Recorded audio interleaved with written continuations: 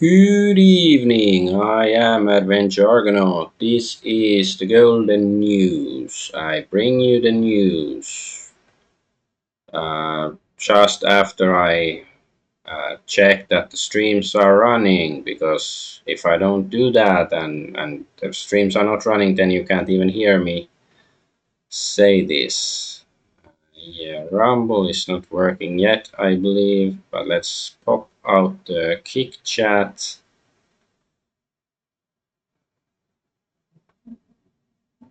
All right, that's that.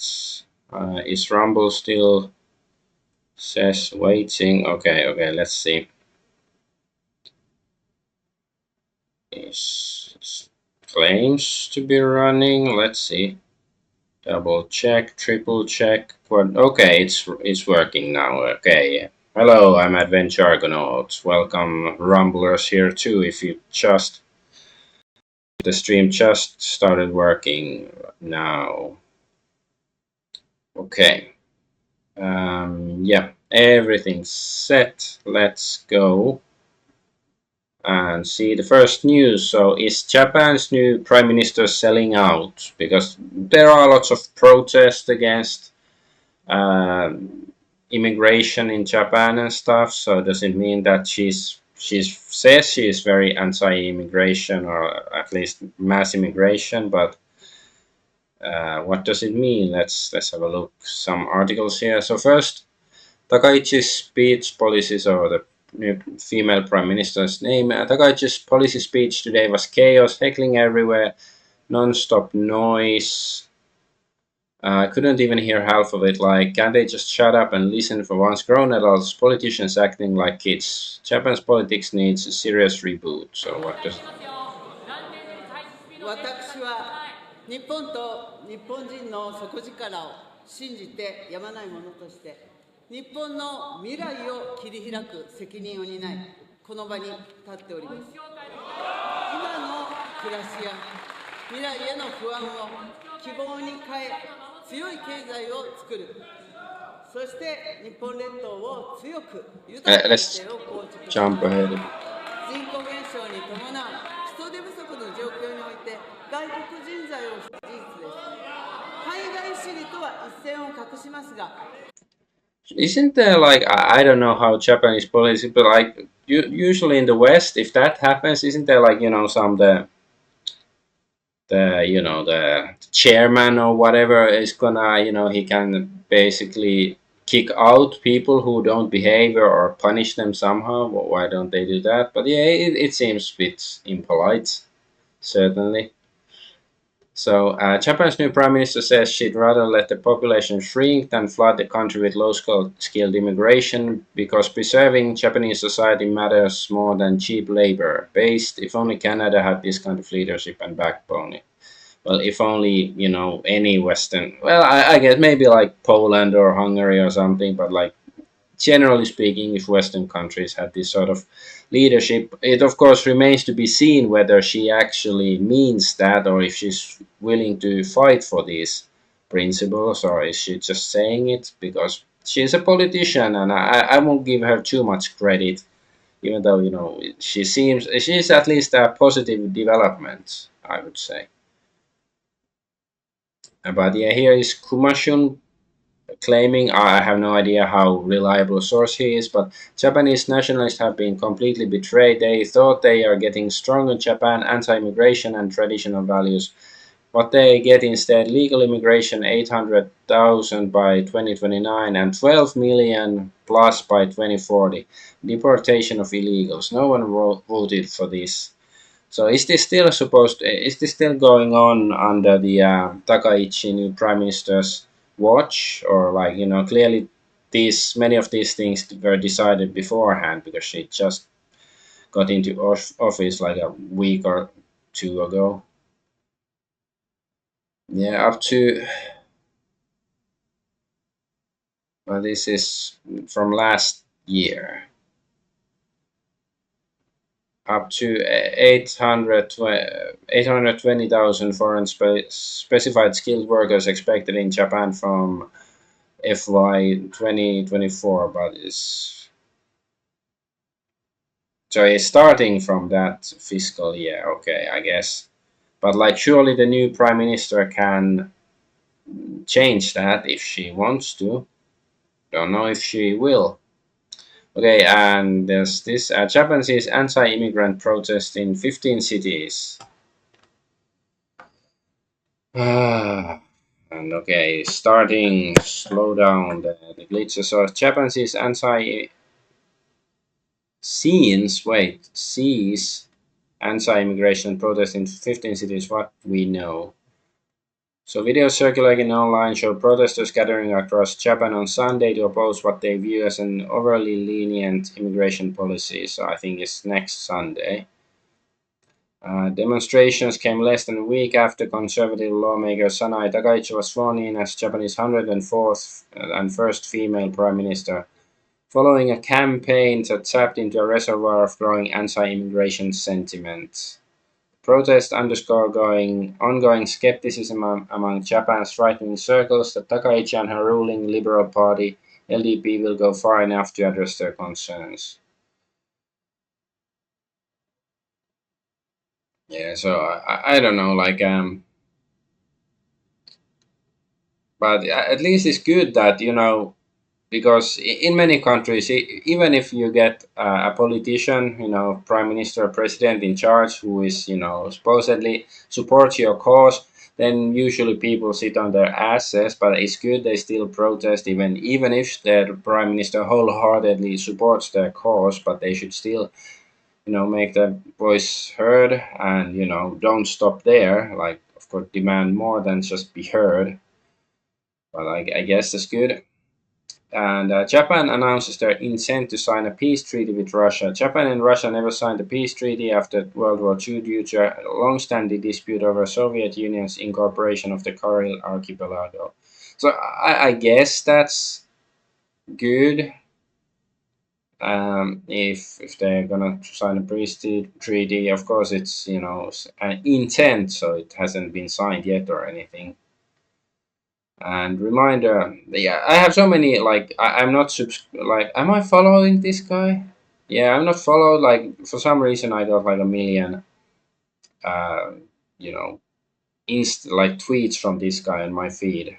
Japan expected to hold its biggest anti-immigration protest in about 12 hours, October 26th. So this was already okay. It will happen in all major cities simultaneously. So I guess it, yeah, happened in many cities. Okay, what's this? Tokyo, Yamake, so I don't know what's this. Don't know. Sakio. I don't. This is Fukuoka. I can read that. Osaka, Shin something. I don't know. Aichi, could be Aichi. Tokyo. Okay, so there's two different protests there, and Chiba. Yeah, I something. I don't know. Yeah. So it's good that the Japanese aren't just sitting on their asses. And a reporter from Chosun Ilbo asked Prime Minister Takaichi whether her leadership might affect Japan-South Korea relations. She replied, "The importance of Japan-Korea relations has grown even more. Building on the foundations of previous administrations, I want to develop their relationship in a stable, forward-looking way." Smiling, she added, "I know there are concerns, but I love Korean seaweed," touching her cheek and continuing, "I also use Korean cosmetics and watch Korean dramas," subtly showing her fondness for Korea. This flexible, feminine response is highly appreciated in Japan. Uh, so yeah, I think it's a smart move from her. That's a good way. But of course, I care more about her actions than her words, and like normies who are like, "Oh my God, Trump is bad because mean tweets." Like, no, Trump is bad because he sucks Israel's dick. But that's another issue. And then there's this is our Minister in charge of economic security, Minister of promoting an orderly coexistence society with foreigners, Minister of State for special missions at the Cabinet Office, Cool Japan Strategy, Intellectual Property Strategy, Science and Technology Policy, Space Policy, Artificial Intelligence Strategy, Economic Security. So all of these things, okay. So yeah, I guess she has style. She's not that pretty, and yeah, she's like half a gaijin. But at least I guess appreciate that she's I don't know. And yeah, she's very nerdy, I guess. Our new Minister of Economic Security appears to prefer, so it's Onoda Kimi, prefer 2D over 3D. She is also quite a big fan of many sides of media and worked at a video game company before. We learn something new every day. So I apologize for rambling on. I just couldn't stay silent. I wish I had more allies within the party. From here on, this is entirely my personal opinion. But to begin with, those who genuinely love 2D don't even think about touching 3D. I have absolutely no interest in 3D, and it's completely out of the question for me. Perhaps that kind of feeling is something only those who share it can understand. So yeah, I guess it's a subtle way of saying that she's an otaku at some level or something like that.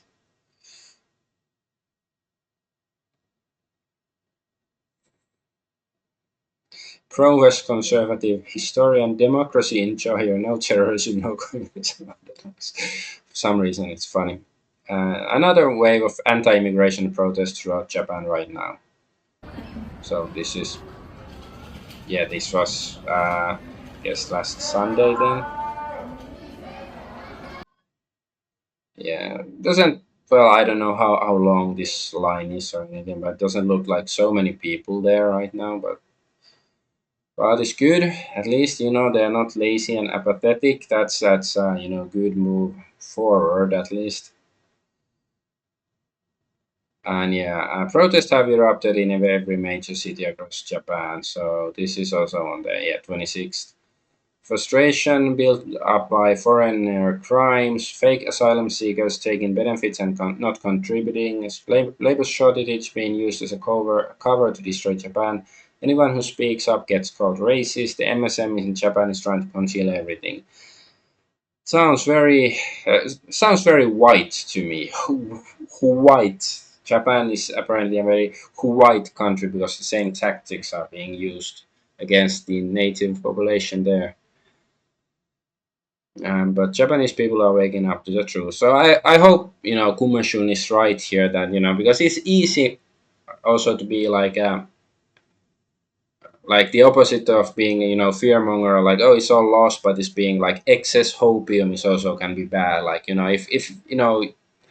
if they take one step forward, you're gonna say like, oh, it's a giant leap of like 20 steps forward, and then it's not, and then it falls flat in a couple of months and stuff. So you shouldn't be too filled with hopium. And then there's this. In the past, foreigners dancing in kimono at Japan raised questions about respecting sacred places. Is it usual in other countries to dance in sacred places? Yeah, foreigners. God damn, I hate those foreigners. Come on, man. That's enrichment right there. All right, let's move on to other news. So some guy wore SS uniform for Halloween somewhere in America, I believe. And oh, what do we have here? Due to local laws, we are temporarily restricting access to this content until estimate your age. How long does it take? Like, do they have to wait 18 years to make sure that I am at least 18 years old? Because it's been a while, but thankfully, I have a screenshot of this tweet that's restricted. I used a VPN and took the screenshot earlier. So Leonardo Jones says it's a bit small, the text for me, so I'll try to squint. Women allowed to dress like literal horrors, men allowed to dress like serial killers, but dressing as a Nazi on Halloween is where we draw the line. People are so fucking brainwashed. Yeah, I don't disagree. And especially like what I find interesting is that Halloween is the day, like she said, you dress up as monsters or serial killers. Like, okay, you can dress up as like Spider-Man or whatever else too, but it's common to dress up, and it is like the horror holiday. So isn't it shouldn't it be very acceptable to dress up as a Nazi because according to like mainstream society, Nazi is the worst thing you can be, and they're all monsters and stuff. So that would perpetuate the narrative that Nazis are monsters. That if you dress up as one for Halloween, but like maybe there are people who had an issue with the guy dressing up as a Nazi. They are secret Nazis and they have loyalties and they don't like them being, you know, to be associated with the monster holiday. Maybe it's that. See, Alex Jones was right, and it is the crypto Nazis who run things. And so, yeah, and then Stacy responded to the statement Horse never did a Holocaust. And then men killing 1 billion people in wars all over the human history, and women killing 1.3 billion people via abortions in 1980. I don't know if those numbers are, or how accurate those numbers are, but at least I haven't seen anybody correct him, so it's probably fairly accurate. So whores have indeed holocausted a lot of people. You learn something every day. And I'm so tired of seeing and hearing the stupid freak, stupid Mexican freak, let's just say that. The only thing worse than him are his retarded fans who still incredibly fail to see that he doesn't believe in any fucking thing. It's just another worthless hot take merchant who has done untold damage. So, oh, well, what are we talking about? Because the post is unavailable, but thankfully I was smart again. It's twice in one day. That's sounds illegal.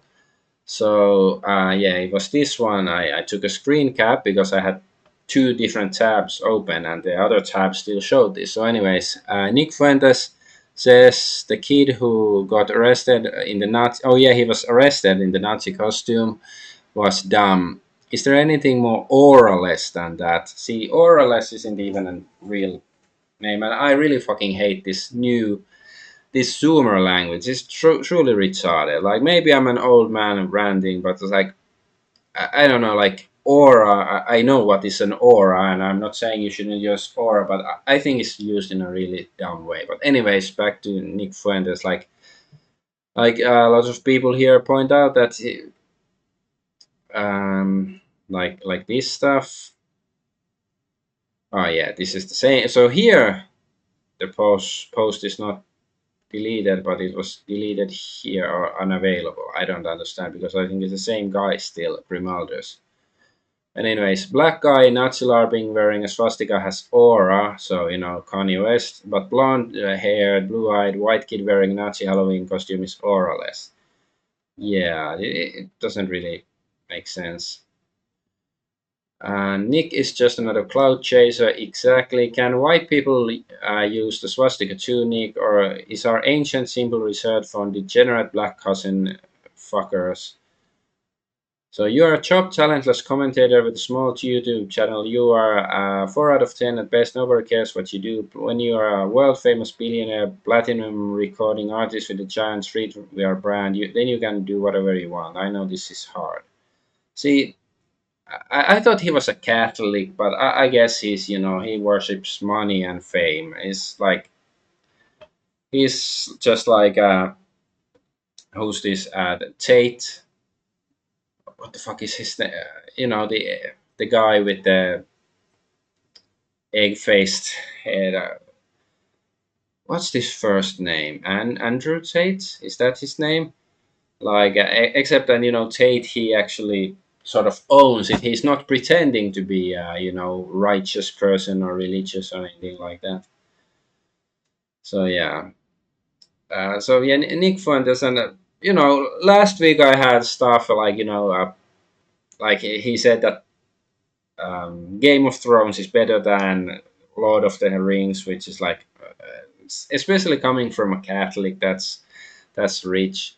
But like, I didn't comment because I don't want to shit too much on it. But like, if he keeps like, he's like an Indian at a festival, and he asks to be shit on.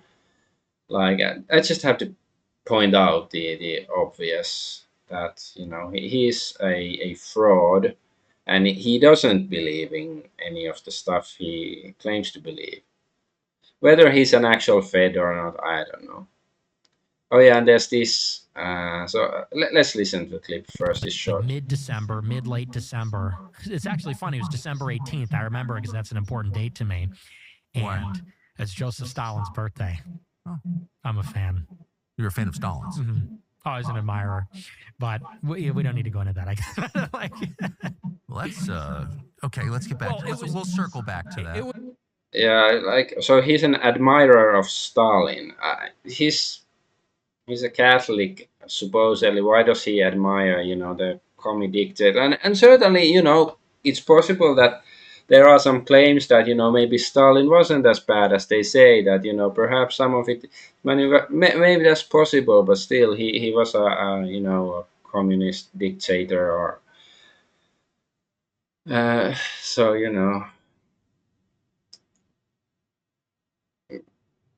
because I used to think that, this guy that Nick Fuentes was more like pro a third alternative, but I guess he's not. Nick Fuentes admits he's a fan of and admirer of Joseph Stalin. Under Stalin, nearly all Catholic churches in the USSR were closed, confiscated, or destroyed by the late 1930s. Thousands of Catholic priests and nuns were executed or died in labor camps in Ukraine. Over 100 Catholic priests were killed in the 1930s alone. Many Catholics ended up in forced labor camps. Most Catholic priests were shot or worked to death in these gulags. Stalin's policies caused over 20 million deaths overall, with Catholics disproportionately affected. Pope Pius XI explicitly condemned Soviet persecution in the 1937 encyclical Divini Repentatoris, citing mass executions of Catholics. Why would Nick Fuentes celebrate Stalin's birthday and admire him? Yeah, it's weird.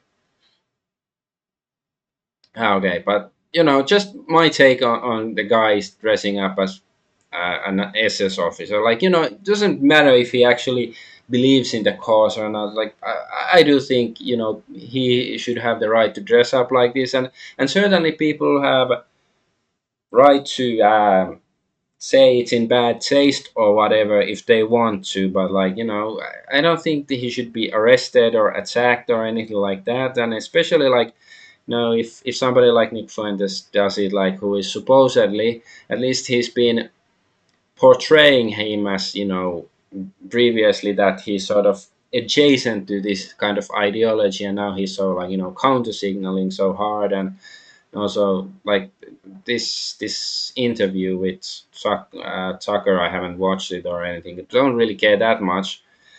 If I see cool clips, then I will pay attention. But like, so this is a recent interview, and he says he admires Stalin. That's a bit weird, but yeah. Anyways, let's move on to other news. So EU digital dystopia. So yeah, I did report a week or two ago that the EU chat control was defeated by Germany, but apparently it's undefeated. EU chat control scanning messages and files in EU countries failed to pass in October 15th vote, but is scheduled for a revote in December 2025. So um, this is just like all the EU referendums, like the EU constitution and stuff. Like, if people vote the wrong way, they have to vote again, or they just their opinion is ignored. So I guess they will force it through, even if it doesn't go through on December. It's gonna go eventually. But like, I think the solution is not just to defeat this one motion or bill or whatever. It is to defeat EU. EU should be dismantled and gotten rid of. So anyway, instead of a decisive no due to insufficient majority, the voters cancelled to allow countries time to reconsider. Of course, like, if it would have been a no, indecisive yes, then it would have been accepted, and or if it was a the kind of bill that the EU doesn't like, then they would have just forgotten about it if it got an indecisive no. That's just how it works. That's our democracy. Oh yeah, and German green energy revolution. So this is a diesel engine, and that's Tesla. So yeah, that's green energy right there. Diesel generator and charges itself while driving. That's brilliant. I love it.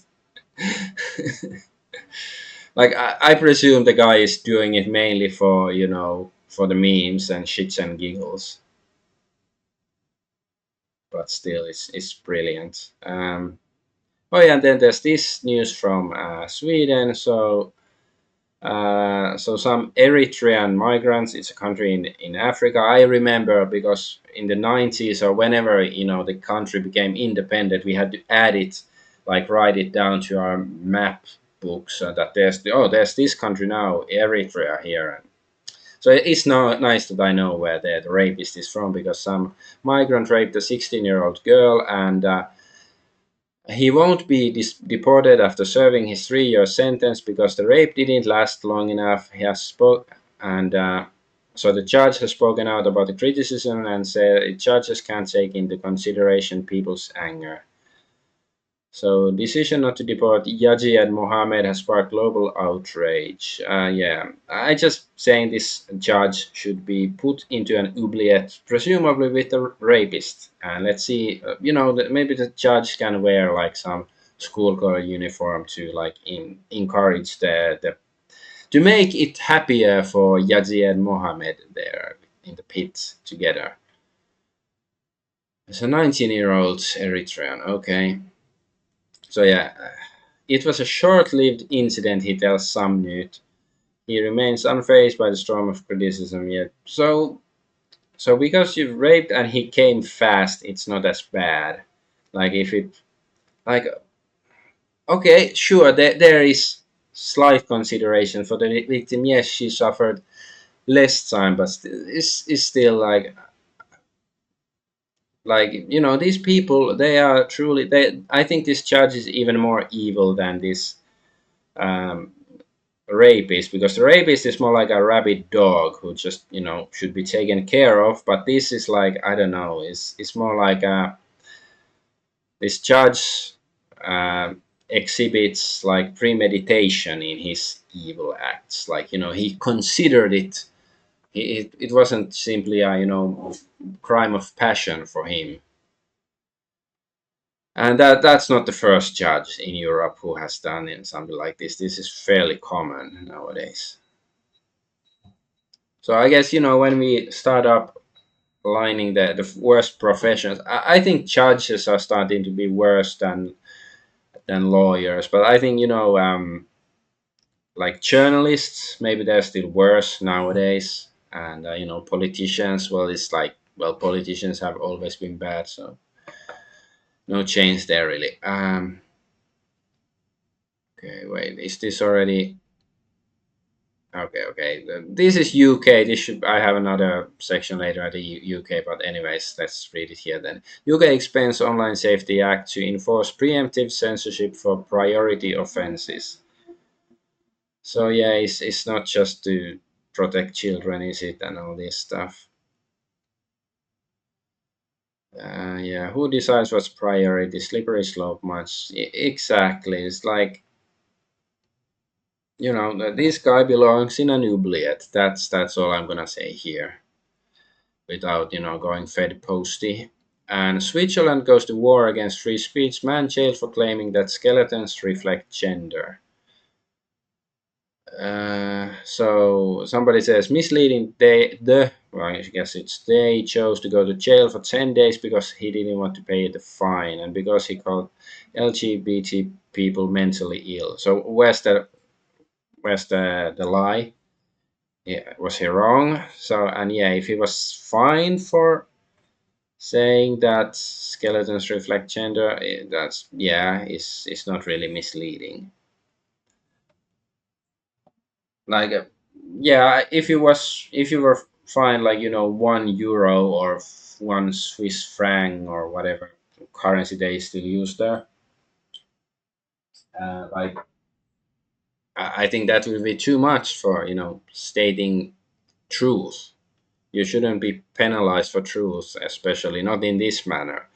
Like, sure, you can be, if you go to a play or a live performance and you start shouting, you disrupt the play, and even if you say something that is true, yes, I guess for that kind of truth you should be penalized. Like you say, the sky is blue, and you disturb the play. Yeah, sure, but that's another issue.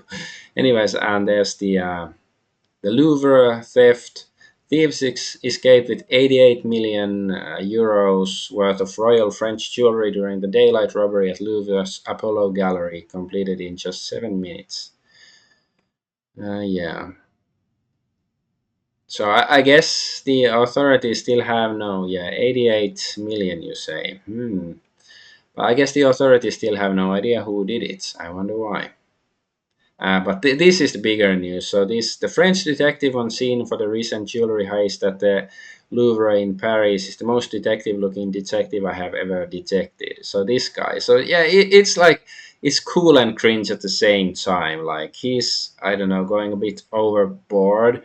Like, well, he almost deserves like his own TV comedy show. And yeah, this guy is like, he looks like a pansy. That's what he's thinking. Like, but is he actually like, maybe he's still smart. I don't know. But it's just like, why does he has this red band? That's a bit sus. Uh, but anyway, so yeah, he deserves some comedy show, sort of like Inspector Clouseau, but like even more silly, but like sort of accidentally brilliant. Or I don't know. This is I, I don't know how to feel about this guy. Like, is he? Well, let's see if he actually manages to solve this case. Then he deserves to dress anyway. I'm not saying he's even dressed badly. Like, just a few weeks ago, I was saying that men in modern society are expected to dress in really boring ways, and at least he's more interesting than. But I don't know. It's just, I don't know, old fashioned, but not that old. The words escape me. But this is funny as well. A German company that built the forklift used in the Louvre robbery uses a photo of the heist to advertise itself when things need to be done quickly. Wenn's mal wieder schnell gehen muss. Muss. Yeah, that's brilliant. I love it. Who says Germans don't have a sense of humor? Debunked, debunked. If this is genuine, then it's not just some random guy on the internet making this. And there's this, babes, stop, please stop. You're not a private detective investigating the Louvre heist. Um,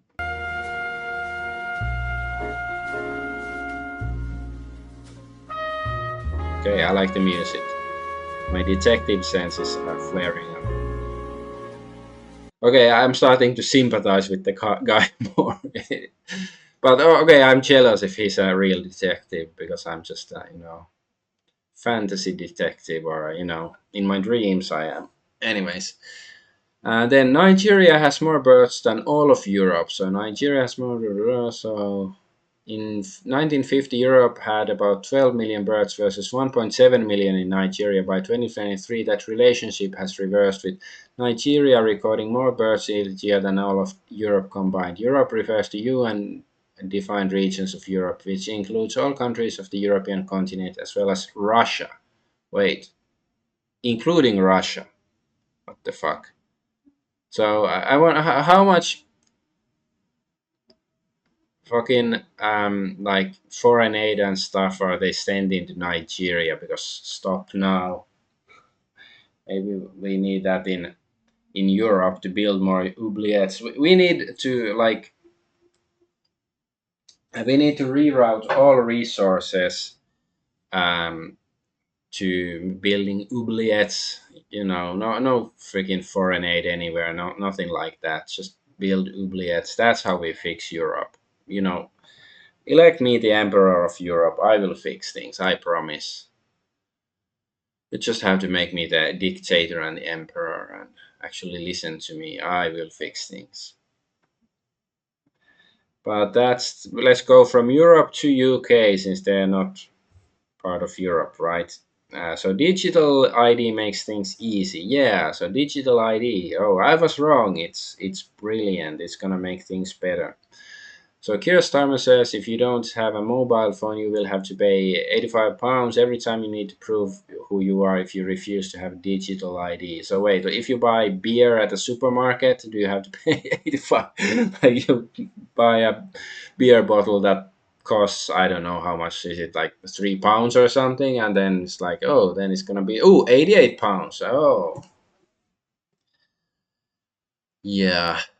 So of course the question is like, will the UK government provide everybody with a mobile phone? Then surely then they're gonna do that, because like here in Hong Kong, I had to get like some sort of official paper for something, and I couldn't just do it at the office. Like I had to actually download some fucking Parasite app onto my phone and use that to get the stuff. Like it was fairly simple after I did that, but I fucking hate it. I absolutely despise, like, there's many things I hate, but one of the things that it's difficult to find something I hate more than like the fact that our society is pushing cell phones, everything, that you should have your banking and your private information and all your biometric data and fingerprints and iris scans on your phone and stuff, like as if it's somehow secure.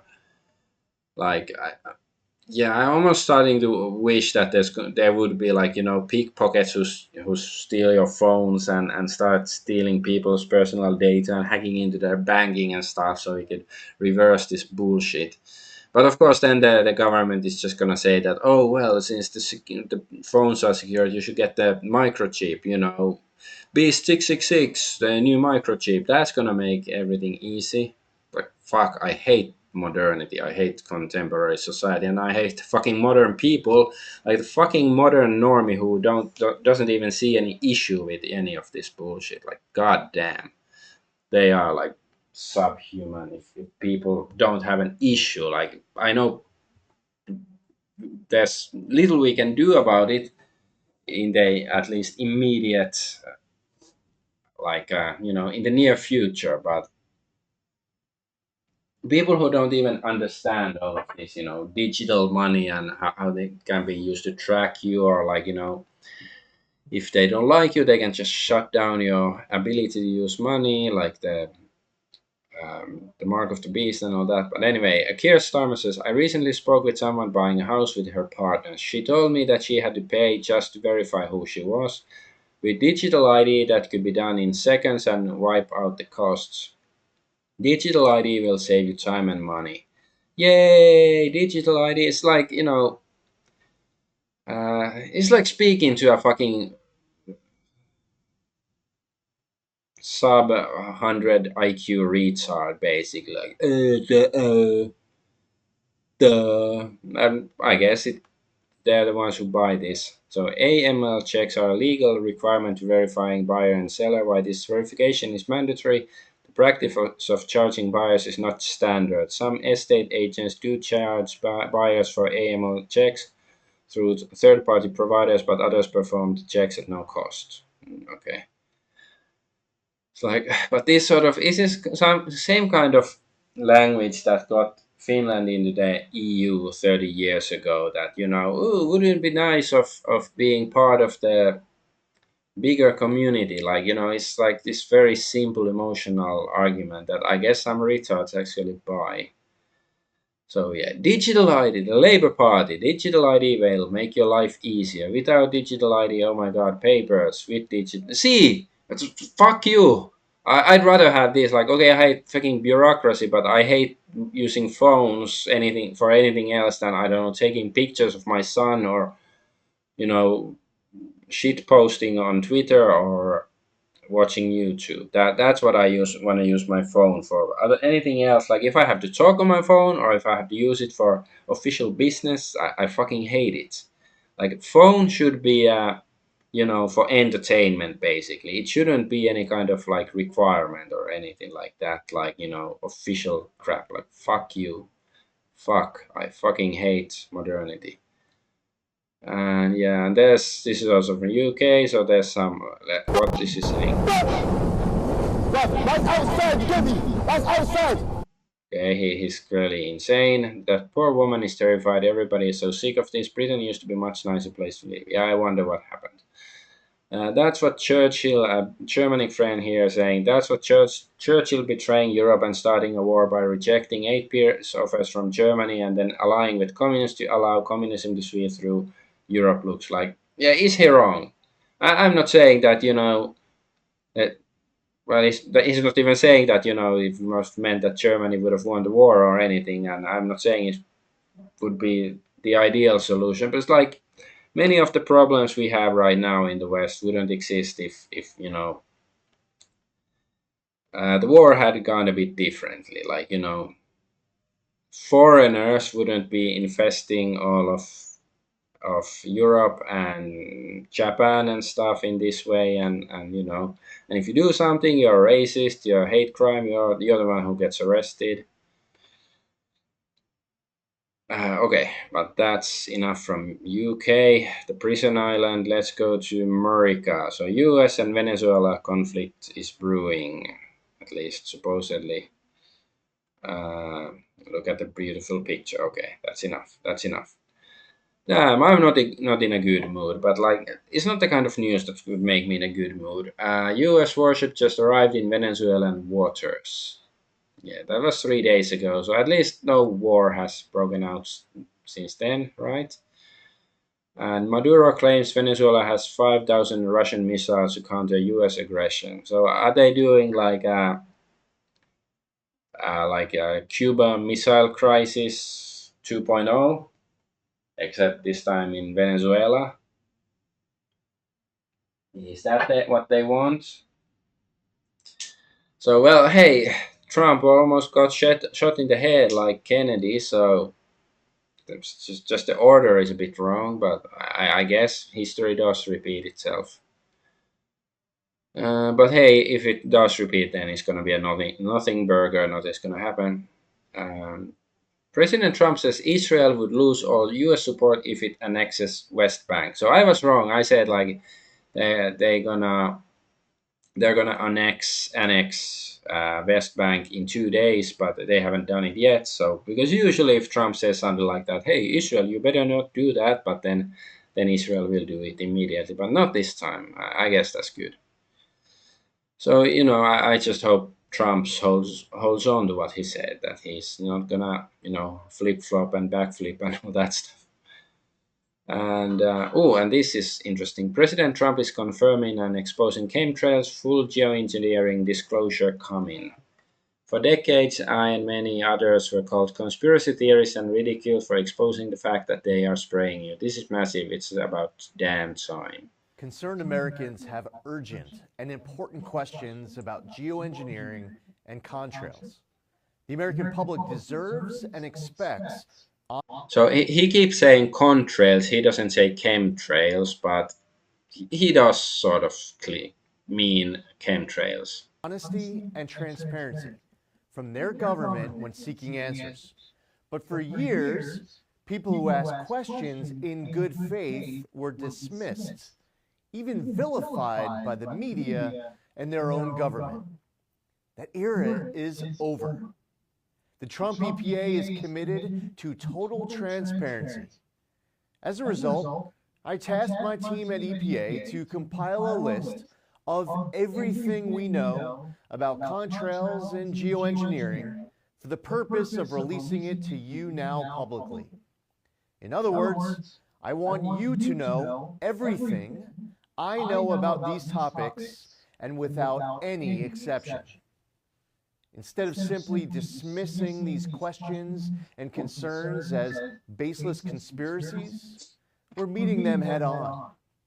We did the legwork, looked at the science, consulted agency experts, and pulled in relevant outside information to put these online resources together. Everything we know about contrails to solar geoengineering will be in there. That means anyone who reads through this information will know as much about these topics as I do as EPA administrator. To anyone who's ever looked up to the streaks in the sky and asked, what the heck is going on?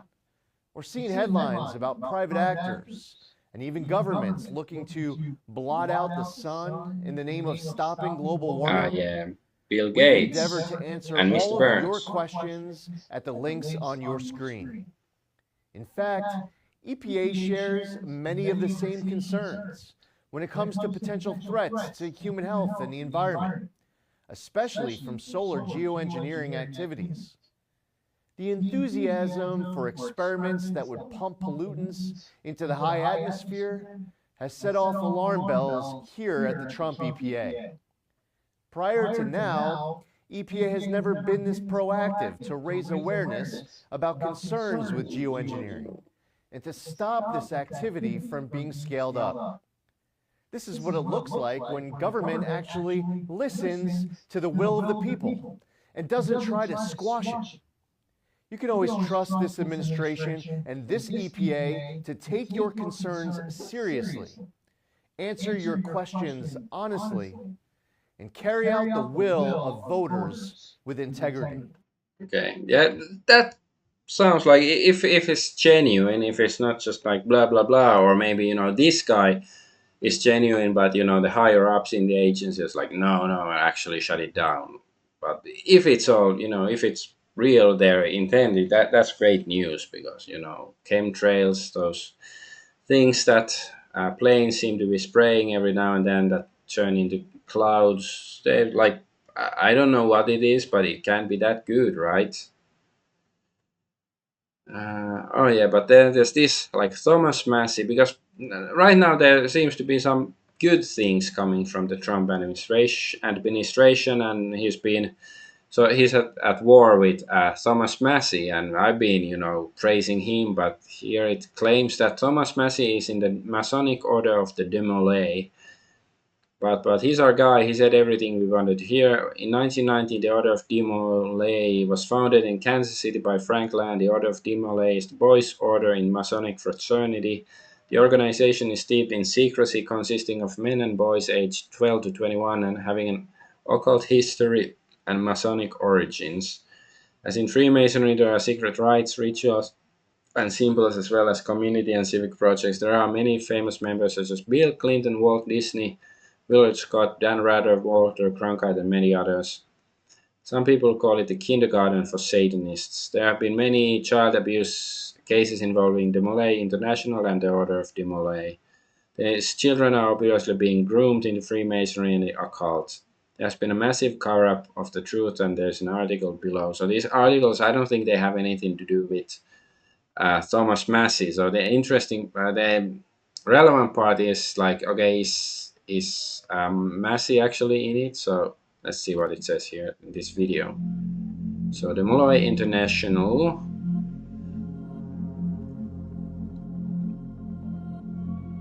Okay, the music is just unnecessarily creepy and serves no purpose. So Massey, find posts. We wanted to congratulate Congressman Thomas Massey on his re-election. Okay, let's go back. What does it say? For his re-election to the House of Representatives for fourth-time Congressman, Massey is a senior Demolay for Crimson Shield chapter in Vanceburg, KY. You can learn more about the congressman from his website. So it seems legit, the claim. And yeah, Throwback Thursday, so 2013, yeah, there's Molay International alumni, and yeah, there's Massey, looks like him, he's younger there, so looks legit, and some other guy. So yeah, I'm not gonna say that he's absolutely evil because of this, but yeah, it is very, certainly my trust value of him went down quite a bit seeing this, but it doesn't really surprise me, because for some reason, like almost every government, there's somebody who is like the good guy and they're allowed to be there, but like whether they're actually the good guy and they just they're too weak to actually make any change, and they're sort of like, you know, a steam valve there, or maybe they're just playing the game, pretending to stand up for you know what you want, but they're not really not. So don't know is the case here, but yeah, if he's part of the Order of the Malay, that's a bit sussy. But all right, let's move on. Then is Candice Owens nuts? Because well, let's just see what I have. A few different things.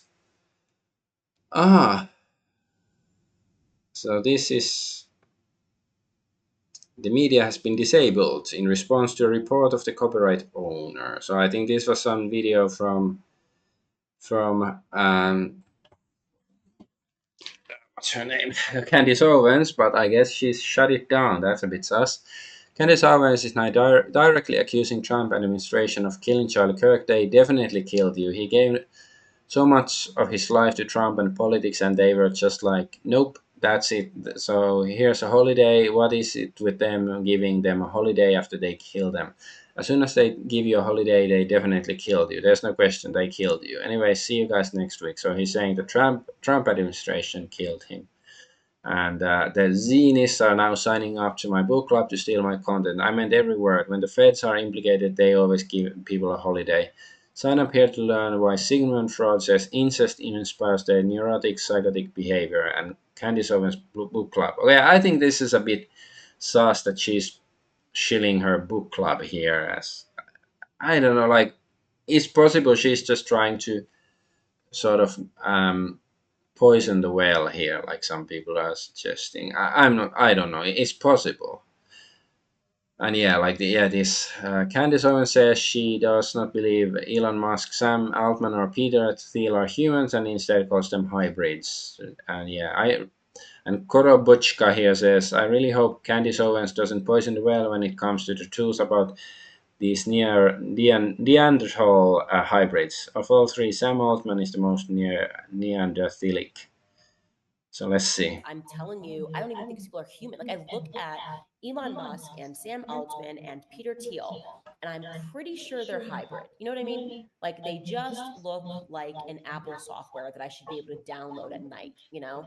Like when my phone's getting an update or something. It's something in the eyes. Like I don't know. I'm like, I know I'm human, but I don't know if I stabbed you if you bleed, you know? I'm not gonna stab them, but I don't know if they bleed all the way. I think a battery would fall out. You know what I mean? And I just get that sense. I've always known it was demonic. And people just get on board because, as So yeah, I'm not gonna play the whole thing, but it's like I do think like yeah, this could be you know seen as a way like you know she's well, it is sort of taking attention certainly away because she was supposed to have some new information about Charlie Kirk and you know well she's claiming that the feds kill him. So I hope she actually provides some evidence instead of making that claim and then start talking about hybrids and stuff. That's a bit sus. But on the other hand, like you know myself looking at some people, like yeah, especially this guy in the middle. I guess is it he's Peter Thiel and this is Sam Altman. I think I know who Elon Musk is, but anyways. Um, so yeah, I sometimes ask the question: Are they truly human, or like you know, Brigitte Macron and people like that? Like I'm only half serious, but I am certainly partially serious when wondering about this. But you know, the problem, of course, is with suggesting that they are not fully human is that you're not gonna prove it. Like she said, you know, gonna stab them and do they bleed or something, or like you know, because you can't do that. You don't have the resources to you. Like you know, the federal U.S. federal government could certainly it could arrest them. And come on, this computer is slowing down. Let's close some tabs. So yeah, the U.S. federal government could certainly you know, arrest them or something, detain them, and make some sort of test to see if they're human or not, if they really wanted to. But like you know, even if you're Candace Owens, you can't really test whether they're human or not. So in that sense, it's sort of pointless effort, and it can backfire talking about these things. But then again, I do like applaud her for, it is easy, like, to get labeled nutcase when talking about stuff, and it's just hypothetically, like, yeah, are these people truly human? Because, like, certainly the elites that rule over us, they're not human, at least not in the moral sense. It's difficult to say whether it's like biological or psychological or metaphysical sense, if they're human or not. But anyway, and Candice Owens says, 2018 was such a ride. Charlie went from not knowing the difference between Jay-Z and Kanye to texting me like this on daily runs. Everyone in politics was fake and gay, but at least we had hip hop. So yeah, this is not good news. So, oh my God, Nicky's first on that is the best. First things first, I eat your brains. Yes. Oh my God, this makes me so happy. Sasquatch, Gorilla, King Kong, Loch Ness, Goblin Ghoul, a zombie with no conscience. When Nikki drops, I lose my mind. She's the best. I do my. This is cringe. Like somebody said, yeah, Kaguya's Top Girl said, this is worse than any leftist meme about him. Exactly. This is like, I don't know, this is horrible. She corrupted him. Yeah, that's just cringe. Let's move to the next tab. And Candice Owens now openly claiming that Trump killed Charlie Kirk. She insists she knows.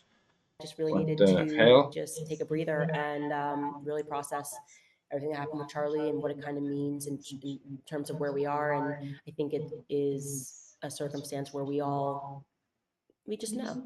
We just know that he was truly betrayed in one of the most egregious ways that I think I've ever seen. It has made me lose faith in politics. It has made me fully lose faith in Trump. And my heart aches for the fact that he gave so much of his life to Trump and to politics. And they just were like, nope, that is it. It serves us or it doesn't serve us, and we want to move on. And so here's a holiday. Bro, if they try to give me a holiday, what is with them giving people a holiday after they kill them? Why is that a thing? You know what I mean? Like, oh, Martin Luther King, what about this holiday? What about this boulevard? Anyways, let me knock it off. Like, they're gonna give Charlie Kirk a boulevard. They already did. They did in Israel. They gave him freaking boulevard. It's like as soon as they give you a boulevard and a holiday, they definitely killed you. Okay, there's no question. They killed you. There's no way. That's like their signature thing. It's like that's what they do. It's the Fed signature. It's how they sign off after they murder you. So like holiday and a boulevard, and it's never on the nice side of town either. Like Charlie Kirk Boulevard is not gonna be on the nice side of town. Anyways, I will be back on the 27th, you guys. Thank you guys for all. Yeah, she does seem a bit like she's, on something or hasn't been sleeping or something. But it's like, what she's saying about if they kill you, they give you a holiday. Maybe she's onto something. I haven't really thought about that before, but it's a bit like, if you're gonna make claims that Donald Trump had Charlie Kirk killed, you better have some sort of evidence, at least circumstantial evidence or something. It's like, especially she's a media personality. She should know better. Like, it doesn't look good for anybody. Not her or people who care about the truth in these matters. Like, it's fine if she said that she believes or she suspects that he had Trump had Charlie Kirk killed or something, but like, I can't prove it or something. But she's, yeah, that's a bit, I don't know what's going on with her. And but hey, this is good news for her though. French President Emmanuel Macron's wife Brigitte Macron discovered that her tax account on France's official government website listed her as a male under the name Jean Michel. Uh, so yeah, I think that's true. So, like, because Brigitte Macron is suing Candice Owens for claiming that she's male or something. I'm not quite sure what's the actual, the legal claim here, but like, at least this is supporting evidence for Candice Owens. Yes, and it is interesting. Like, this would be like, if she was just a biological male, why would this, like, is it a mistake and nobody had noticed it before now? That's very odd, though. But I think then let's go to India. From Europe to India. So there was a shit festival in India because last week there was Diwali, the festival of light, but after that, the festival of light, there was the festival of shit. So people in India participate in Kodang festival to mark end of Diwali. Yeah. And there was some brave guy taking one for the team and bringing it to our attention. And I've seen some quotes. Okay, this guy says Deepak Kumar Singh. It's called Gore Haba, a traditional festival in Karnataka symbolizing gratitude to Mother Earth and prosperity after Diwali, respect faith before judging culture. I don't know what is Karnataka. Is it like some small village or is it a province? No idea. But yeah, it's slow. This is not whole India. It's one village tradition, not whole India. Okay, sure. I'll give them that. Probably, like, I've seen comments that most Indians don't know about this festival, but it's still like doesn't look too good. Like, I'm trying to not to shit on India too much. Pardon the pun, but like the memes about them shitting on the streets and stuff, and they're not making it easy for me to just stay neutral in this, like, even if it's fairly obscure, but there's still lots of people there. Just, yeah. Internet has been a disaster for India. In this video we can see a village of Indian men practicing a ritual where they dance together and smear themselves in dung, roll around in human shaped effigy of animal fecal matter. Why? Who knows? So yeah, let's see that again. Yes. I don't get it. Is it the same festival? It looks like a different place. I don't know. Okay, but that's the eight about India. Nothing else. It's like, I don't know. Sometimes the memes and the stereotypes are just true, like not 100%. But anyway, the AWS internet trouble from last week, like some Amazon servers were affected, and which caused lots of outages from lots of people around the world apparently. So single point of failure caused the Amazon outage, impacting millions. A DNS manager in one region of Amazon's vast network triggered 16-hour disruption. 16 hours, yeah. So I'm just wondering, will they get sued because like banks and hospitals and stuff like that are affected? Like just and Robinhood isn't like some trading app. What if it costs somebody to lose money in some way? Like surely they can sue Amazon for that, or is it too big to sue? Is that the case? That's usually how it works nowadays. That it's not that they did something wrong, but because they did something wrong, but they have the money and the armies of lawyers, and they could bribe judges or whatever to protect them, so they did nothing wrong. That's how it usually works. It's like, and of course, I've seen some, like, yeah, it is 16 hours. That's almost a day. Like, I've seen some, suggestions, like even Clownfish TV sort of suspecting some sort of conspiracy. They're like, yeah, was there something else going on? Like, are they just so incompetent, or was it some sort of test, or what exactly? Were they installing something new and had to switch down the system for that time? Or I don't know. And a similar kind of thing, not related to Amazon, is Spain's La Liga broke the internet again. So their football league, I guess, its anti-piracy orders forced ISPs to block Cloudflare IPs, cutting access to countless legitimate sites, games, and services for millions to stop a few illegal football streams. VPN signups surged 200% as Spaniards fought to stay online. Yeah, like, shouldn't they be fucking sued as well? Be punished for this? You know, it's like,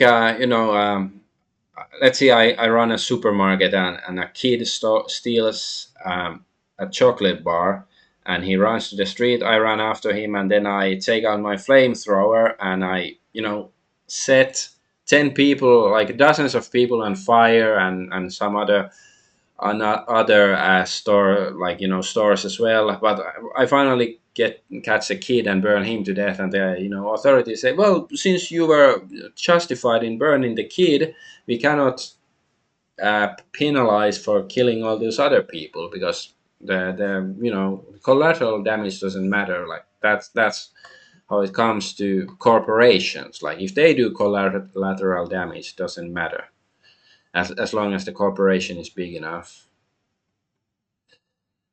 Oh, yeah. Amazon plans to replace 600,000 US workers with robots per leaked documents. Job losses could reduce item costs by 30% by 2023. So, wait, what? Item cost? Like, so before, if you bought, I don't know, fucking book from Amazon, it cost you $10. Now it would be like uh, $9 70 cents just for, and 600 people have to go work jobless. Like, well, I think it's good that there's less people working for Amazon. I hope there would be nobody working for Amazon. Like, maybe it would be better if the whole company was shut down, because they've done all sorts of evil shit allegedly. Another computer stuff is Copilot Studio agents are vulnerable to new phishing technique called Cofish. Cofish uses Microsoft Copilot Studio agents to send fraudulent zero-auth consent requests through trusted Microsoft domains. So I don't really know what that means, but it's just, yeah, like now that they're forcing you to use Windows 11, like corralling everybody, putting all the eggs in same basket, and then they're stomping on the basket. That's how it sounds like to me. Fucking Copilot, I don't use it. Like I have it on some app, like the logo there, but I'm too lazy. But maybe I should see if I can just you know um, disable the whole fucking thing, because who the fuck uses it? And this, okay, this is more like like computer game stuff, but it's for some reason I put it here. So yeah, so Valve crashes the biggest video game economy from $6 billion down to $3 billion in less than 2 days, makes thousands of traders face financial ruin, make all knives affordable for regular users, goes back to his yacht to play Dota 2, based Gabe. So yeah, there was like some stuff about Counter Strike 2. Like some people were selling the knives because the knives were, I guess, expensive, and they made, I guess, lots of money. And but now they changed that all the knives are cheap, I guess, and then those people basically lost thousands of dollars in money or something, and some Minecrafted themselves, I believe, and stuff. And so yeah, and I'll get back. I don't know, like who's the good guy, who's the well. There's no good guy here. I don't know who's the bad guy really, because it sounds just retarded that you're, I don't know, making money. Like I'm a simple guy. I guess I'm basically a barbarian at heart. Like you know, I'm not really a fan of all these weird schemes to make money. Like I grew up on like Asterix comics and stuff. Like for me, a real job is like you're a blacksmith, you're a fisherman, you're a hunter, and stuff like that. You actually produce something, or or you're the troubadour, or the priest or wise man, or something. They serve a purpose, but it's like this. You have money, and then you invest in a hedge fund and make more money. They are much richer than people who actually do real work. Like I propose a complete overhaul of society on many levels, but maybe I'm just crazy that way. And oh yeah, and these are all like IT stuff, I guess. X reportedly altered algorithm to align with recent changes made to TikTok following Larry Ellison's acquisition of the platform and meeting between Netanyahu and social media influencers. Well, duh, it's obviously, like lots of people have complained about it. It's either very pro-Israel people or just your basic bitch leftists on my timeline. Like now it's a bit better because I've muted some or said that I don't like this. Like do what's the like don't show stuff like this anymore. Done stuff like that before. So yeah. What's this? Yeah, all right, but that's enough for this. Let's go to China for a minute, maybe less than a minute. Let's see. So Chinese influencers need degrees now. Well, it is a bit more complex than that. China now regulates influencers. Only those with university degrees can discuss professional topics. So apparently they get fined if they discuss professional topics without degrees, and this is like I said that the IQ level of the conversation will go higher, but the intelligence level will go lower, because I think people nowadays, people with university degrees are usually dumber than the people without, and somebody with a university degree. I have a master's degree, and you know yeah, my time, I was in university. I graduated before people really complained that much about wokeness. So I didn't experience. I certainly experienced like proto degrees of wokeness, but beyond simply the wokeness is just lack of pragmatic common sense, basically, from lots of people, and also lack of critical thinking. I think especially university people lack critical thinking. They only have critical thinking in the few areas that they are that is acceptable for them. Of course, Chinese universities may be different, maybe better, maybe worse, but I have my doubts. And then let's go to Israel. Delenda est. Israel has to be destroyed for the sake of the stability of the world. The political entity of Israel should cease to exist. So let's see the reasons this week why I always say that every week. So Israel has completely violated the peace agreement and begun mass assassinations in Lebanon. Today was the 10th assassination in just 5 days. We are shocked, said nobody ever. I guess the numbers, like 10 assassinations in 5 days, that sounds a bit high. And especially, I haven't seen anybody else even mention this. Commit war crimes, play the victim. Yes, Israel. That's how it works.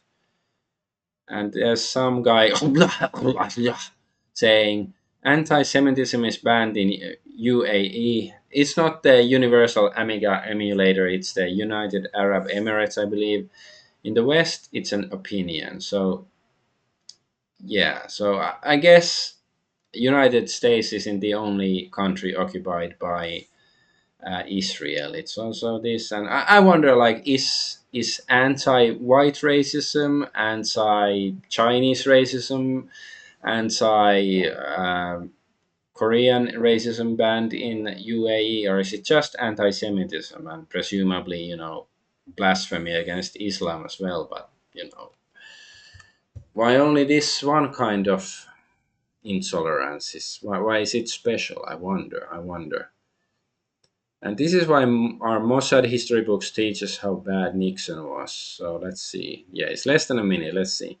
Let me explain something about what is called the Jewish lobby in this country.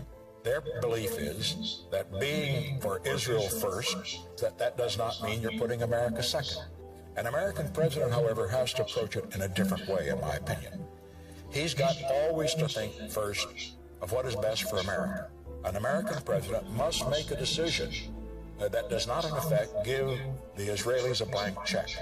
And one example of that is the decision that I made.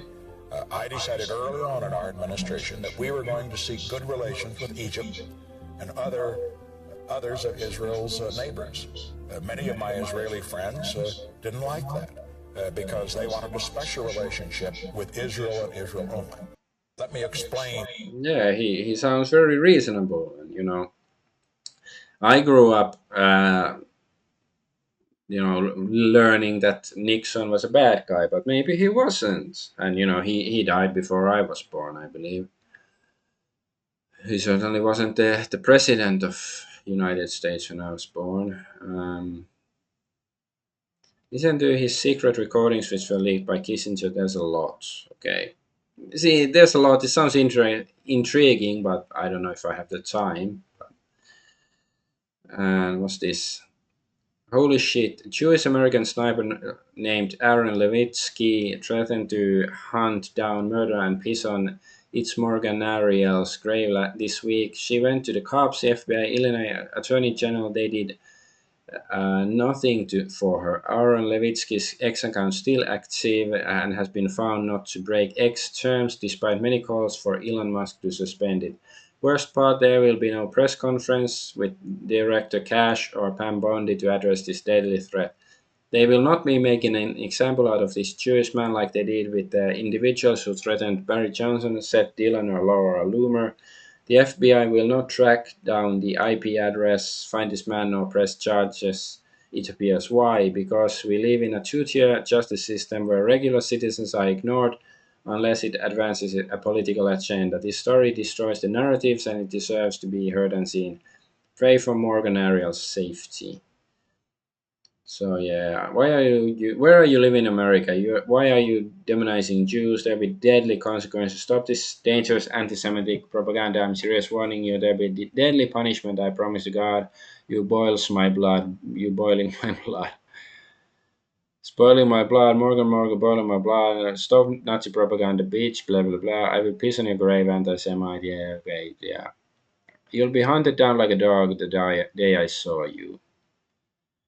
Yeah, that sounds bit. So we have two separate legal systems in America, one for Jews and one for everyone else. Did the Justice Department ever get that pedophile they arrested in Vegas that worked directly for Benjamin Netanyahu and they let escape to Israel extradited to face trial? I did report that he went back to to some trial to some arraignment or whatever stuff, but I'm pretty sure he won't be locked up or anything like that.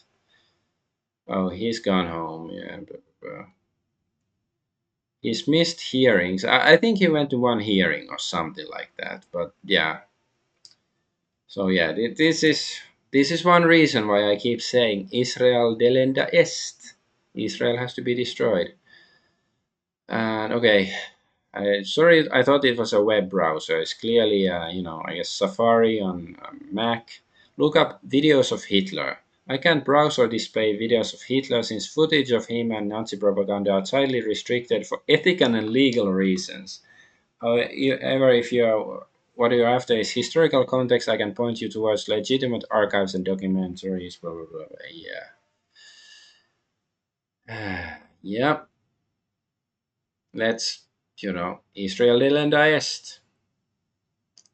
But this is Steve Bannon calls for three-state solution and creation of Christian state of Jerusalem in the Holy Land. And Alexander Dugin says, great idea, the cause to start new crusades. It is our Holy Land.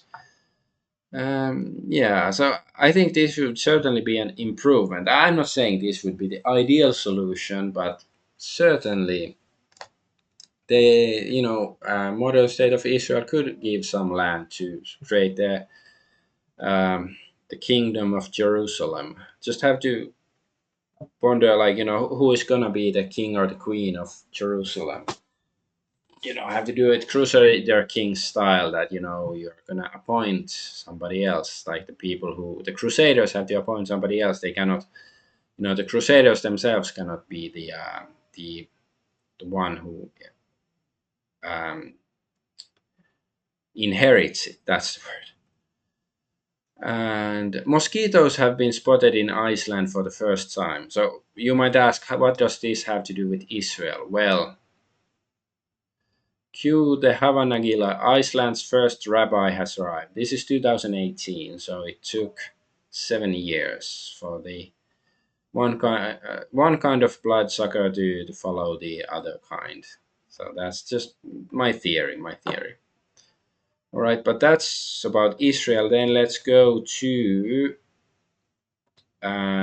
gaming, entertainment, and culture. I'm enlarging the section, and I'm changing a browser. Don't want it to have too many tabs there. So yeah. Also gonna discuss some cultural issues here. Oops. Wait. No, that's not the right one. There. All right. So first is the eating food with hands controversy. Like for the past week or so, it's been about Asians arguing whether which Asians eat food rice with hands particularly and which don't. But already I heard this argument a few weeks ago already online. First it was that do Europeans eat food with hands, or like Europeans don't eat food with hands, and of course, like generally speaking, it is true. But maybe I'm simple, like maybe I'm autistic or something. Where somebody say like Europeans don't eat food with hands, and it's like no, you are incorrect. We eat bread with hands, and potato chips, candy. Okay, those are snacks. Maybe they don't classify as, but certainly there is bread and all sorts of skewers and things like that, but certainly bread is the most European food basically that there is. But generally speaking, yes, we don't eat warm food in with our hands. We use knives and forks and spoons and stuff. And I do think that eating rice, fried rice or plain rice with your hands a bit like this, I do think is unhygienic and it's disgusting. But it's just, I'm also a card carrying member of the language Nazi party. So yeah, here, Kang Min Lee says Koreans, Japanese, Chinese don't eat rice with our hands. It's only Southeast Asians. And but yeah, they do. They eat onigiri and kimbap sushi with their hands. Like in Japan, like eating sushi, I think it's like the fancier sushi places, you're supposed to use three fingers. It's called tsumamu. Like the verb is tsumamu. Pick the sushi with three fingers, and it's more like the more lowbrow, like pedestrian kind of sushi places where you use chopsticks. But yes, generally speaking, I hate that people are so imprecise. It's not always like I guess they mean usually that normally Koreans, Japanese, Chinese don't eat rice with their hands, but there are some exceptions, such as this. Like, if only they said this, but it triggers me, this impreciseness of their language. Because this statement is incorrect, and this picture points it out. I've also posted similar pictures of some anime girl eating onigiri, rice ball. They do eat that, but yeah, mostly they don't. Usually they don't eat rice with their hands. Yeah, but yes, this is Lao culture, but yeah, this is not East Asia. This is Southeast Asia and stuff. Yeah, as an Asian, I feel I have authority on rice. Eating rice with your hands is gross, strange, and barbaric. Yeah, I sort of agree, but it's like there are exceptions to it, of course, but like yeah, and I've seen like some people who defend eating rice like this, like oh well, we know how to clean our asses. Like I've seen few different people say like what does it have to do with asses? Like your hands can be dirty from many other things other than your ass. Like that's I don't know, it's some weird ass shit fetish thing probably. Yeah, the, I'm not sure what it's well, yeah, they do eat rice with their hands. It's okay. It's rice wrapped in something else usually, but there's probably some sort of rice ball without any nori or fish wrapping in it. But yeah, generally speaking, East Asians or Europeans don't eat food with their hands, but of course there are exceptions. Let's put it that way, and obvious exceptions. But generally they don't eat warm food with their hands. They use utensils, whether it's chopsticks or knives and forks. See, just add a little bit of precision. So yeah, acceptable, acceptable. Yeah, disgusting. Yeah, I agree. Except like these guys look gay, and this guy looks like okay. If you're a female and you get looking at this guy, it's okay. But like, it's I don't know. Looking at him too long makes me feel gay. But this guy looks too gay, and this looks like a hipster. So gay. Uh, and yeah, this is just so yes.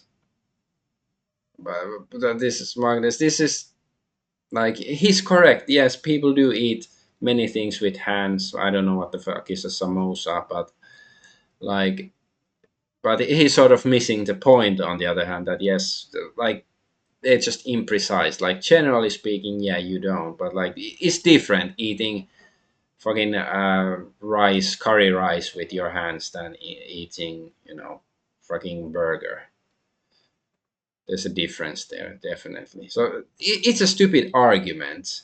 That's my main point because just refine your argument a little bit. Okay, but world is running out of coffee. This is food related, so that's what's there. Arabica futures hit new highs as Brazil troubles worsen. So this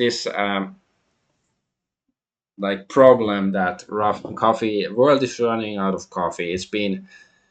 Um, it's been around for a few years. They've been talking about it every now and then. They remind it. So maybe it's just like a scam for the coffee manufacturers to make more money, or if it is like it's clearly like a artificially manufactured scarcity because it's like why does coffee have to come from like few places? Like okay, you probably can't like Finns like to drink a lot of coffee, but you probably can't grow coffee in Finland. But why couldn't you grow coffee in like Spain or something? It's economic factors, of course. It's not that it wouldn't grow there. Probably, I'm no expert, but even in Spain. But surely you could, like if it wasn't like that certain corporations benefit from coffee being fairly scarce. That's the only reason. I'm pretty sure it cannot be that difficult to grow coffee beans. Maybe the best beans are grown only in the fucking Puerto Rico or some places in Africa, wherever they grow coffee. But it's all fake and gay, like economy, generally speaking. Like most of our conflicts. Okay, and GameStop declares that Xbox, PlayStation is officially over. Okay, let's go. Okay, let's see this. GameStop declares console wars over, but yeah, it's actually Xbox versus PlayStation. Okay, okay. Whereas for the past 2 decades, the global gaming community has been engaged in an ongoing and increasingly petty conflict as known as the console war. See, this is like, it didn't start with Xbox and PlayStation. It started with, well, maybe it started with some Atari, like in the early 80s or something, but like certainly Nintendo and Sega, they started the first big console war. But okay, Sega lost that one, but like, then but the console wars are still going on, at least between PlayStation and Nintendo, right?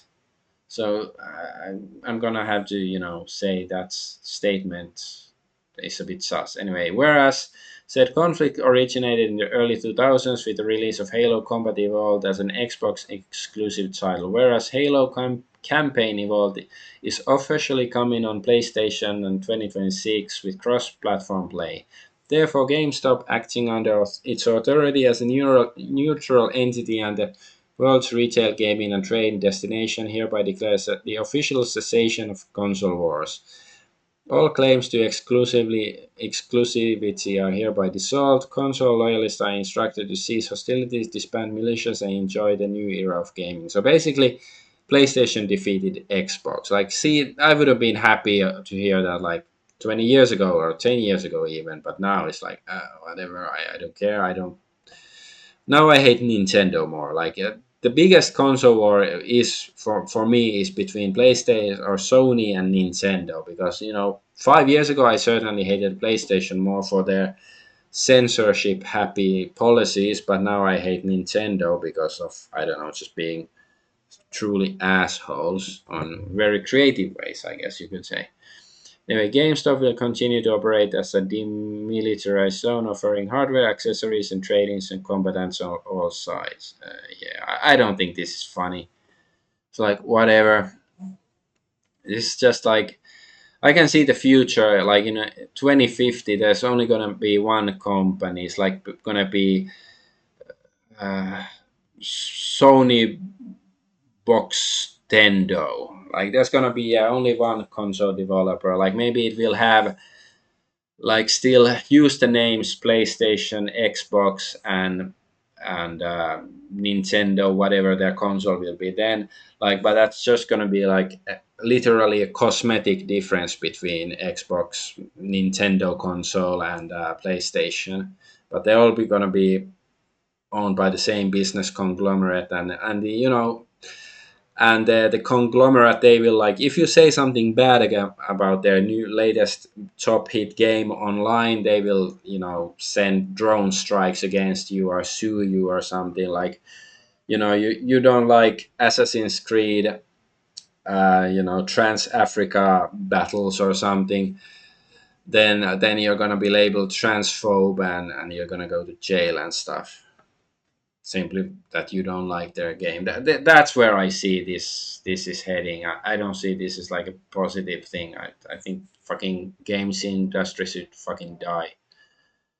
And something good can rise from the ashes. And then this White House made this meme image, AI generated crap of Donald Trump in Master Chief outfit, armor, whatever it's called.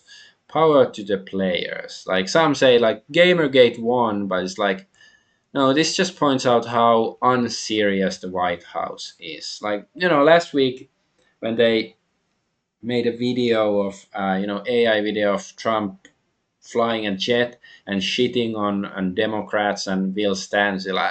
It's crass, but I thought that was funny.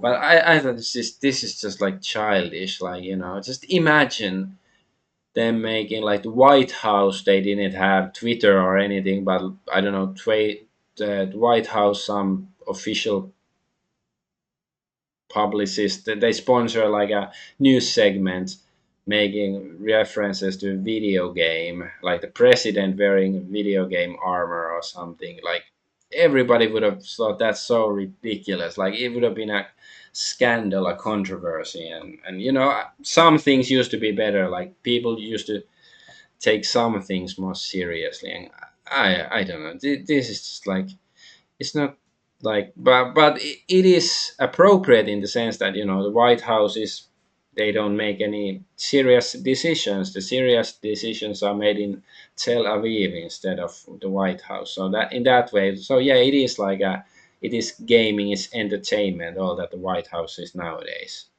So yeah, that in that way, that's good, I guess. I don't know. I'm old man smell at clouds, yells at cloud. That's me, but hey, some clouds need that wake up. So what's this? Microsoft prepares major Windows 11 feature drop with its new start menu, taskbar updates, and more. New features expected to roll out next month. This sounds horrible. Like, yeah, because my computer, I have Windows 11. When I bought it, like I think like the taskbar, or like the Windows logo startup menu, it was in the middle, like middle, here, not here in the left, that where it's been like for more than 2 decades. It was horrible, and I guess they're gonna punish us. Like first they take away Windows 10 from people, and now they're just punishing people. Like we're gonna make it even worse for you. And I didn't care about Windows 10, but still they're gonna make it worse for everybody. Okay, and then there's this news. Young men are giving up on sex to play video games, study finds. Researchers used regressive analysis to try to understand why today's youngsters are spurning casual encounters. So the media and Judeo establishment is really concerned that young men are abandoning the hookup culture they slapped together out of hippie boomers and the cancer that followed. Simply put, it's disgusting, and modern women are equally disgusting for enforcing it. Yeah, that's one reason, and also, they don't want to be, um, you know, called a rapist. Like they go on a date and then the girl doesn't like you, and then they're gonna call you a rapist. Or anything like that, or I don't know, record it on social media. And also, probably young men are poor, and it's gonna be probably even more expensive to go on dates and stuff. And yeah, there's many reasons why young men don't feel like it's worth it. It's not that they like games that much, more like the other option is just not worth the risk. I think that's the case. So yeah, maybe we should go back to things where, like, 2000 years ago or something. Maybe that would be ideal. And yeah, this is another thing that boils my blood. Final Fantasy VII Rebirth director recommends new players, like this is they drew first blood, seriously. New players skip original and get first impression from remakes. See, I'm really glad. I feel justified because I was offended. Like Final Fantasy VII is my favorite video game of all time, and when they made a remake, I found it offensive. I refused to play it or anything, and I'm justified right now because they clearly, this is some Orwellian bullshit. Like, they're gonna say like, yeah, no, no, the original Final Fantasy VII doesn't exist. No, you're a racist if you wanna play that. That's the next one. You're gonna be arrested if you wanna play the original. No, you have to play the improved version. This soulless piece of garbage. Tifa, would you stop acting like a retard and climb? Is it really? Does she say that? I have gone up these stairs once, but usually when I play, I take the other route, the more direct route. I think it's been a while, but yeah, this is just, yeah, trying to eradicate. It's like a parasite, like, invasion of body snatchers, taking over the body of the person and making a inferior copy. It's disgusting. This guy, the director, deserves a fate worse than an oubliette. That's truly blasphemous, outrageous. Okay, the Vampire Bloodlines 2, of Vampire the Masquerade Bloodlines 2 is out, and so the check bounce. So this is Lauren Bergin 2 months ago. This article, the Bloodlines 2 is the killer Vampire the Masquerade game we've waited for 21 years for. Wow, it's been 21 years since the original. Okay. And Vampire the Masquerade Bloodlines 2 review. Weary is this wanderer. So, Vampire the Masquerade Bloodlines 2 plunges you into a new complex VTM story, but it struggles both as a sequel and as a strong action RPG. So, this is a week ago.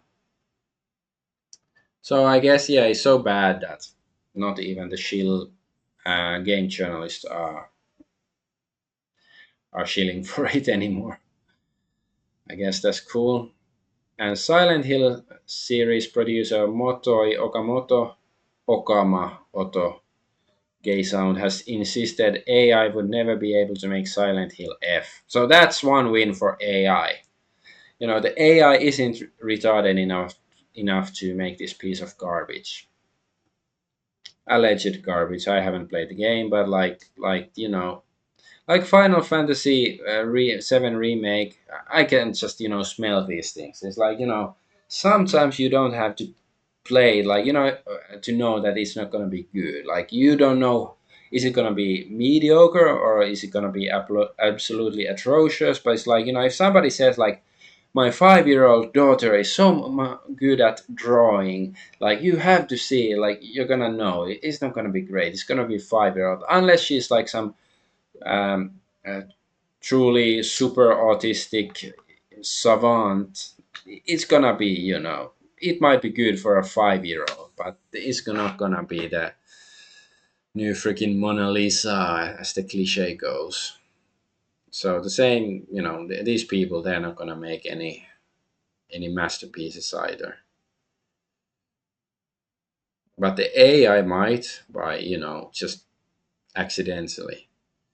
And Attorney General James Osmeyer, we are issuing criminal subpoenas to Roblox, which has become a breeding ground for predators to gain access to our kids. So that's good news. Hell yeah, explosive, great news. Exactly, Kirsche, I agree with her. Yeah, pedo blocks or whatever. Don't know much about the game besides that. But okay, then Valve is slowly dying. It is. Maybe it won't die. Maybe they will revitalize itself. But like our Steam is slowly dying. It's gonna be a shell of its former self in a few years. That's how it looks like. So the idiots at Valve and their white knighting morons in the forums think this is porn. When did collective Western IQ drop so low that selling difference between sex and this is now impossible for them? So yeah, you can say that there is certainly some sort of lewdness here, but yeah, this is not porn. And certainly you could say that these look underage girls, but this is not pornographic. But this game, whatever its name is, it has been apparently banned on Steam. So yeah, I called it Lover Kiss Endless Memories has seemingly been banned by Valve. The store page is gone. Looks like Switch 1 and 2 are the only systems it will be available on. How dare a game feature cute schoolgirls with optional swimsuits? So yeah, it's not a hentai game as far as I know. You cannot do any explicit stuff with them. Like no, I'm pretty sure if it's on Switch you can't. So yeah, Lover's Keys Endless Memories delisted from Steam publisher considering other platforms. Due to various circumstances, it has become difficult to release this game on Steam. So yeah, I hope they do release it on some other platform like GOG or something, and I hope it sells well too. So fuck you to Steam because Steam still has plenty of actual porn games and some with I think anime schoolgirls, but it's very arbitrary. Like it's the arbitrariness that pisses me off. Like I'd be fine if they have a clear policy of on anything that's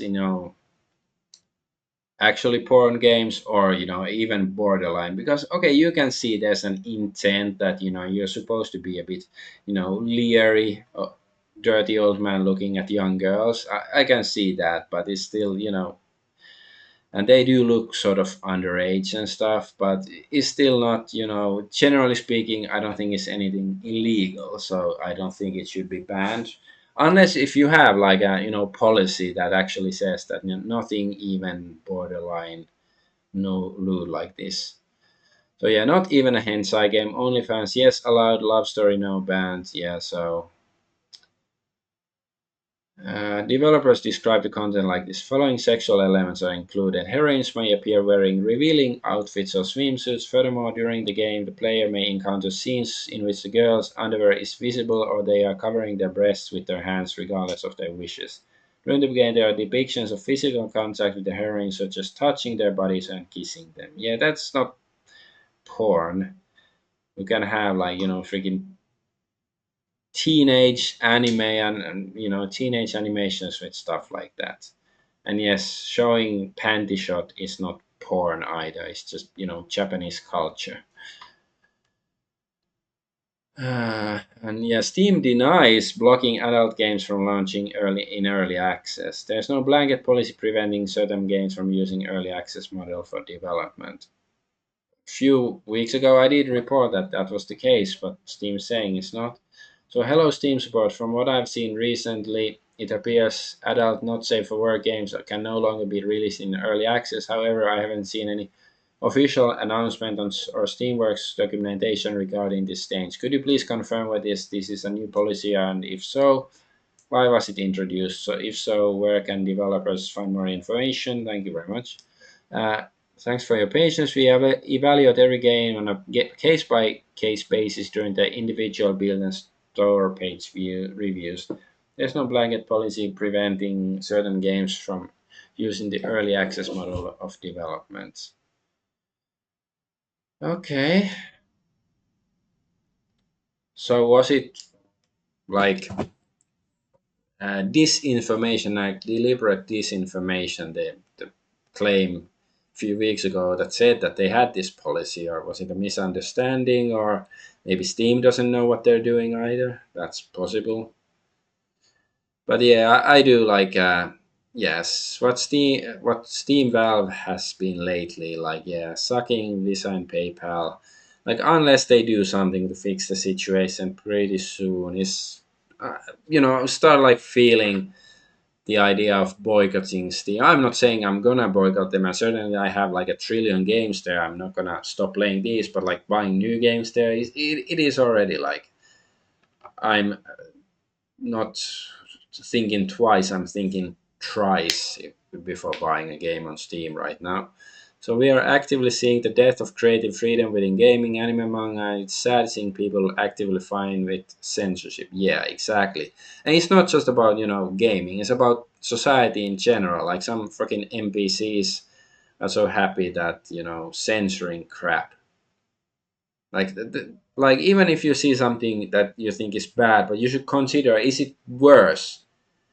Like my porn example a few weeks ago, like okay, you don't like porn, and I can agree with that, but is it better to nuke all of earth to prevent anybody from seeing porn? Like just a really blatant example. Like so sometimes the solution, that the cure is worse than the disease. Okay, probably making a video on this stuff today, or whatever. So yeah, this game is, yeah, PC, like platform, whatever I ban. Is that how to read this? Wa Hoka no ho no Sagasukoto ni. So they're looking for other ways, I guess, to get it on PC. So oh no, oh my god, teenage girls in swimsuits. That's the end of the world. Or a bunny girl, bunny costume. Oh my god, and idol costume. Oh my god, that's it's fine to have tranny sex in what's the you know Last of Us 2. I was like, what the fuck is that game? It's fine to have tranny sex in that game, but like no, not showing girls in swimsuits. That's too far. Okay, let's go to anime or Crunchyroll. Claymore, the anime, has officially been removed from Crunchyroll. There's no longer any platform where it can be streamed legally. So yeah, eye patch is good. Peg legs as well. Parrots optional. Crunchyroll removed two or more anime from the platform, Death Parade and 91 Days. Like Claymore, you can technically still watch it via their Amazon Video channel, Roku channel. With that said, there's no now, as far as I know, and no one other legal way to watch this anime as of reporting. And I actually watched Death Parade just a few months ago, like just randomly, like okay, and it wasn't great, but it was at least sort of different than most anime, so that was refreshing in that way, like a little bit boring, but a little bit unique as well. So yeah, but there are ways to watch that stuff so far, before they control all of the internet. Crunchyroll has been removing anime from the platform in the last few days and unobtainable legally. However, this will lead to big issues down the road. Not even piracy may be able to resolve. So yeah, Death Parade 91 Days Claymore removed. But hey, if you're just stuck with Crunchyroll, if you use Crunchyroll, you deserve to suffer, I guess. Uh, okay, and there's this. Hate has gone too far. Oh my god. So One Punch Man director deletes his Twitter account due to hate. Well, maybe because he did a really shitty job. Like people criticizing One Frame Man, and then, yeah, boohoo, I don't feel bad for him at all. Like, it's possible some people went overboard, but like, whatever. I have less I don't have any sympathy for him, especially if he acts like a victim. He's the one who fucked up. He should, man up. One Punch Man Season 3 director Shinbei Nagai has deleted his ex Twitter account following relentless hate and pressure aimed at him and his team. He shared, honestly, this is taking a toll on my mental health, and it only brings negatives to the work, staff, and the original creators. No, it's like maybe you shouldn't be a fucking screw up. Maybe you should resign from his job. Get somebody who knows what they're doing to, you know, take the job instead. And yeah, that's not all. One Punch Man intro has been censored, so apparently there was this, and now this covered up. Like this is just fucking insulting. That's disgusting. Like I fucking who the fuck complained? Like who's always like, oh my god, it's too revealing. We have to put you know put on you know take put trunks instead of speedos on this female. Oh my god. I don't know. Like this is the kind of society we live in. Like it's not an issue that um the pedophiles rule the government who commit genocides, whether it's more active genocide in Gaza, even though it's on a pause right now, or slower genocide in European countries, trying to do that in Japan and stuff like slow genocide and pedophiles. But no, you cannot show a little bit of skin, like this much skin is fine, but not this. Why not just put on a whole burqa on her to begin? Like this is just fucking insulting. Like these people, like I can't say what I wanna what should be done. Like this is more insulting that like these little things that they bother screwing with these little things. That's the most aggravating. Um, but hey, Razer thoughtlessly alienates half its audience with ads showing a man blocking out a woman's yapping with its latest headset. What do you mean thoughtlessly? It seems brilliant. So this is supposedly the video. So active noise cancellation. I literally don't know why you're still trying to like.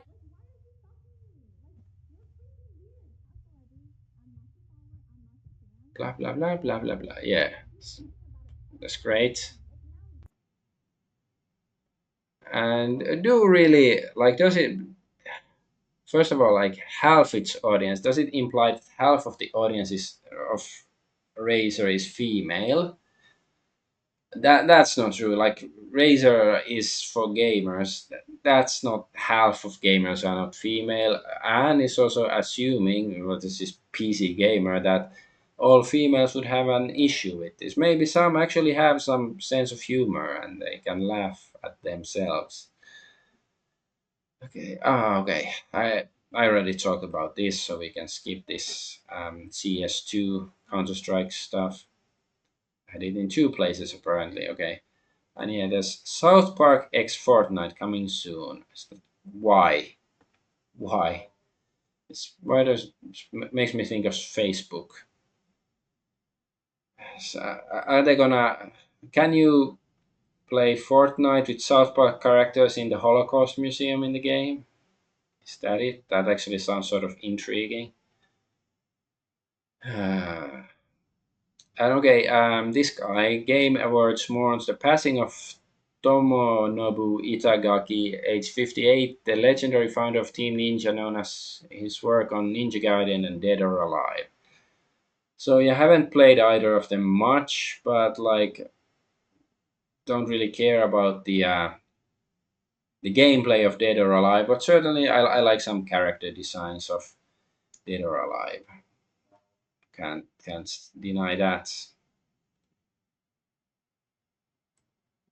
Yeah, it looks sort of fun. But yeah, I'm not big fan of fighting games. Like I used to like Tekken, but the last one I really played was Tekken 5, I think. And Bushido Blade is my favorite beat 'em up game from this one-on-one fighting games. It's a game where you actually can die from a single strike of a sword. Anyways, and yeah, this train turns your trip into a time machine, the 1930s style British Pullman Express, England. So yeah, the fact that this is a novel tourist attraction and not just a everyday life should radicalize you to the depths of not previously known. Exactly, like Why can't we have these nice things nowadays except as a weird eccentricity that probably costs a lot of extra? Like I wonder, well, what's changed in 90 years? Oh wait, these 30s. What happened after the 30s? Maybe some people who like, don't like left or right, they like number three instead. Maybe they're onto something.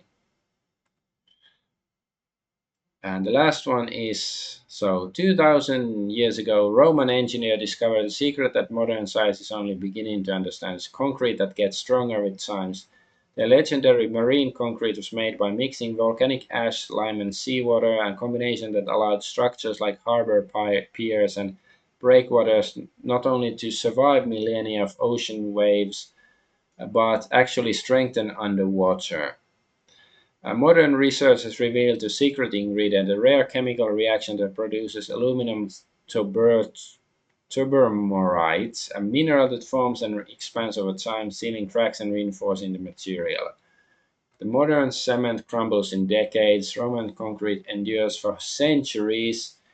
Engineers today are studying these ancient formulas to design self-healing, eco-friendly concretes that could revolutionize the building industry and drastically cut CO2 emissions. So yeah, it's like, so why can't we have stuff like this today? Well, for there's one scary thought that makes me think that maybe this isn't a good thing that we would start using this technology, because what if they start making, this brutalist architecture with this concrete? So we're gonna have brutalist architecture that lasts like 2,000 years. That doesn't sound so good. But like, so yeah, they're saying that we are so advanced, but we cannot make buildings that last 2,000 years or more. And also, like, like if modern construction companies would start using stuff like that, I think, other construction companies would sue them, like, because everything has to have planned obsolescence, and this just, it's bad for the GDP to make things that last, that work. This, our society is sick in so many levels, and it's not just like, some minor reforms. We need a full fucking revolution, like in not just in political terms, but like, just reconsidering our priorities and the nature of reality itself. That's, more than either online virtue signaling or making money or serving Israel. Like those are not the most important things to life, but that's the last thing, last news piece I have for today. So I don't know. I don't have anything else to add. There were many news that pissed me off today, and I think it's good sometimes being a bit pissed off. I'm Adventure Argonaut. Thank you for watching, and be strategically pissed off. Bye bye.